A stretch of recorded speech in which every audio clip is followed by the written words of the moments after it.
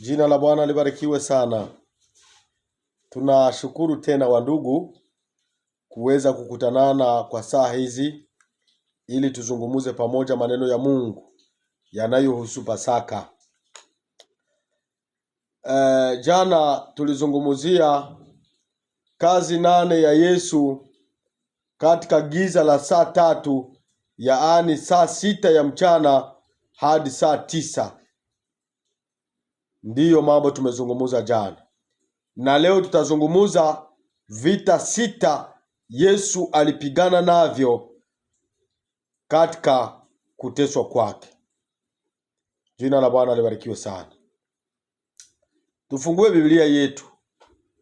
Tusome katika Injili ya Yesu Kristu kama ilivyoandikwa na Yohana, sura zake ni 19, vesi yake ya 17 hadi 18.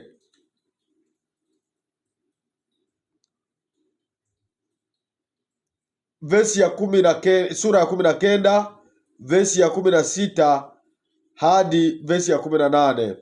Hivi basi wakamtia katika mikono yao asulubiwe, na walimkamata Yesu wakampeleka.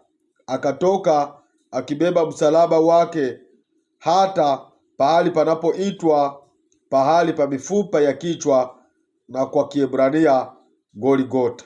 Wakamsulubisha kule na wengine wawili, mmoja pamoja naye hapa, mmoja na kule, mmoja na Yesu katikati. Pilato akaandika anwani na akaiweka juu ya msalaba, na imeandikwa, Yesu Mnazareti, mfalme wa Yuda. Amen. Kwa kweli, wandugu wapendwa, kukomboa mwanadamu halikukuwa jambo rahisi sana, maana Yesu ilibidi afanye kazi kubwa, avumilie matatizo na mateso ili afikirie kumkomboa mwanadamu katika utumwa wa dhambi. Jina la Bwana libarikiwe sana. Yesu ni Mwokozi, Yesu ni Kristu, Yesu ni Masia, Yesu ni Baba, Yesu ana nguvu, Yesu ana uweza, na kwa sababu hiyo inabidi uweza wake uweze kutumika ili wokovu wa mwanadamu upate kutimilika.